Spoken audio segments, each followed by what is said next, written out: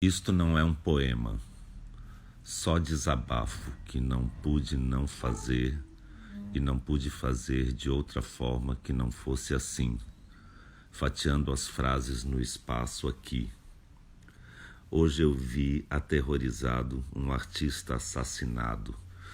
Moa do Catendê, mestre de capoeira, autor do Badauê, por conta de uma divergência política num bar da Bahia.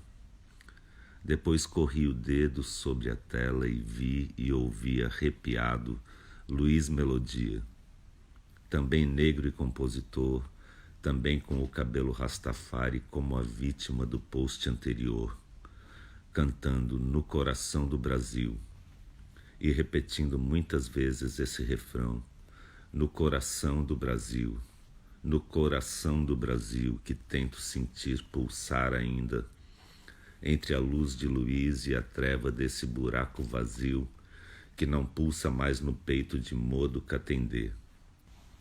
E não existe amor em SP ou no coração do Brasil, fraturado nesses dias brutos de coturnos chucros a chutar a cara de quem ama arte, cultura, educação, liberdade de expressão, diversidade, cidadania, solidariedade, democracia. Mas não se dá a mínima. O que importa é se subiu a bolsa, caiu o dólar, se todos vão prosseguir seguindo docilmente para o abismo, nessa insanidade coletiva em que o Brasil nega qualquer Brasil possível, cega qualquer futuro possível, e o ódio, o horror e o ódio e nada que se diga faz sentido mais. Para que expor na cara desses caras a palavra explícita, gravada em vídeo e repetida, do seu mito, dizendo: eu apoio a tortura, eu defendo a ditadura, eu vou fechar o Congresso, não servem nem para procriar. Não te estupro porque você não merece. A gente vai varrer esses vagabundos daqui. O erro foi torturar e não matar. Viadinho tem que apanhar, etc, etc, etc, etc e tudo mais que repete incansavelmente há anos ante câmeras e microfones. Para que mostrar de novo e de novo o mesmo nojo, se é justamente por isso que o idolatram? E sempre haverá os que vêm disfarçar, dizendo: estamos entre dois extremos. Sim, mas veja a Venezuela. É para acabar com a corrupção. Nós queremos segurança, ou não é bem assim. Enquanto constatamos cada vez mais que sim, é assim mesmo, é assim que é. Mas como li por aí, como explicar a Lei Rouanet para quem ainda não assimilou a Lei Áurea? Ou como explicar a Lei da Gravidade para quem ainda crê que a Terra é plana? E querem defender sua ignorância com dentes e garras. Querem matar, atirar, vingar a quem? Em nome de quem? Pátria, família, propriedade, segurança? Se nessa seara não há direitos nem respeito, ensino ou dignidade, só horror e ódio, ódio e horror. As palavras perdem a clareza, os valores perdem o valor, a vida perde o valor. Marielle remorta, remorrida, rematada, por sua placa rompida, rasgada, desonrada, pelas mãos truculentas de brutamontes prepotentes, com suas camisetas estampadas com a face do coiso, que redemonstra sua monstruosidade quando vende em seus próprios comícios camisetas de outro ultramonstro ustra, aquele que, além de torturar, levava crianças para verem suas mães torturadas. E esses mesmos abomináveis que, diante de uma claque vergonhosa, se orgulham de terem rasgado as placas com o nome Marielle Franco, estão, sim, agora eleitos, satisfeitos, mas não saciados de todo o sangue de inocentes que há de correr só por serem diferentes, excitando em outros o desejo de exercer seu obscuro poder de milícia, polícia, esquadrão da morte, e o anúncio da rocinha metralhada como solução, a barbaridade finalmente institucionalizada como diversão, o Brasil finalmente sem coração. Fora da ONU e dos acordos internacionais pelo meio ambiente, sem controle de sensatez ou mentalidade, sem limite humanitário. Não vai ter ONG, não vai ter ativismo, não vai ter mimimi. Bradam cheios de si e de ódio, criminosos contra o crime, opressores pela família, amorais pela moral.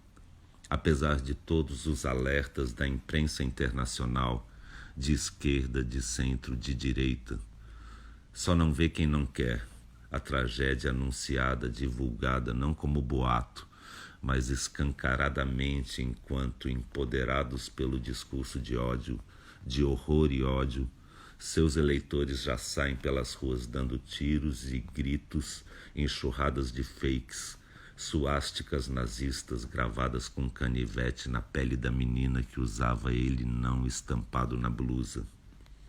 E a promessa de violência desmedida se concretizando antes mesmo de começar o segundo turno. E nem 1 centímetro de terra para os índios, e nem um pingo de direitos civis ou humanos. E a volta da censura e o ódio, o horror e o ódio, para encerrar de vez o sonho de uma nação que tem a chance de dar ao mundo sua contribuição original, agora fadada a repetir o que de pior já houve na história.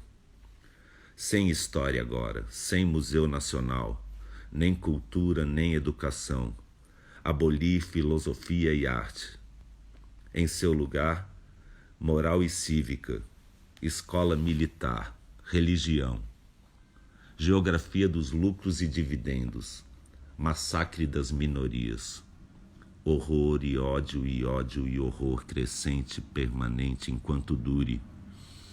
Pois ninguém larga o osso assim tão fácil depois de um golpe, que precisa parir outro golpe ou autogolpe alimentado por todas as fakes e facas contra as costas de artistas como Moa. Mas na cabeça de quem apoia tudo se justifica. O fascismo, a tortura dos presos, o sumário julgamento sem júri, autorização dada à polícia para matar, e o ódio aos pobres, as blitzes ostensivas, a guerra declarada dos que aceitam assassinos para combater bandidos. Se tudo está invertido mesmo, pobre elegendo milionário pelo avesso e ao contrário, então se autoriza a sórdida barbárie dos fortes contra os fracos. Algo está muito doente no Brasil, no descoração do Brasil, que mente, se omite, agride, regride, para avançar sem freios em direção ao fascismo, seguindo a música hipnótica do ódio, horror e ódio, pregados em igrejas em nome de Deus e de Cristo.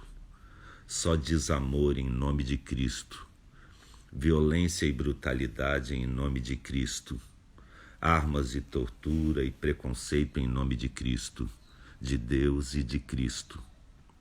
Armar a população para metralhar os adversários, os diferentes, os miseráveis, os favelados, os do outro lado, os que se manifestam ou contestam ou pensam de outra forma, ou se vestem de outra cor, ou têm outra cor, ou qualquer pretexto que se crie para espalhar o ódio, o horror e o ódio.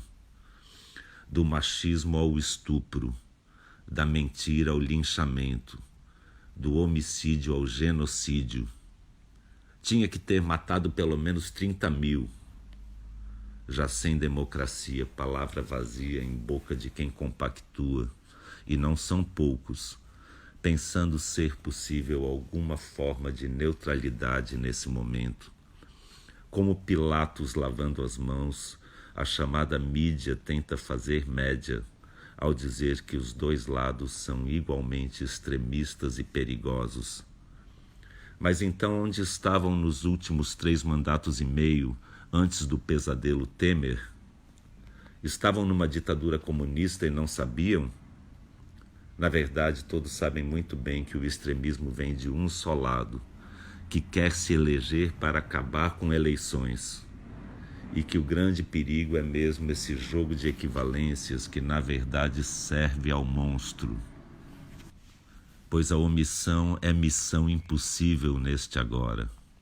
Impossível mascarar o sol da ameaça hostil e explícita do nazismo crescente com a peneira furada de um bom senso mediano, hipócrita e indiferente, que sempre vai dizer sim, mas a Venezuela, como se não tivéssemos ouvido exatamente isso em 64, quando diziam sim, mas Cuba, para justificar a ditadura militar que tanto elogiam hoje em dia e que o atual presidente do nosso Supremo Tribunal Federal decidiu que agora vai chamar de movimento em vez de golpe militar, para adoçar um pouco a boca amarga do sangue impregnado, que não vai sumir assim mudando a nomenclatura, desnomeando a já tão dita ditadura.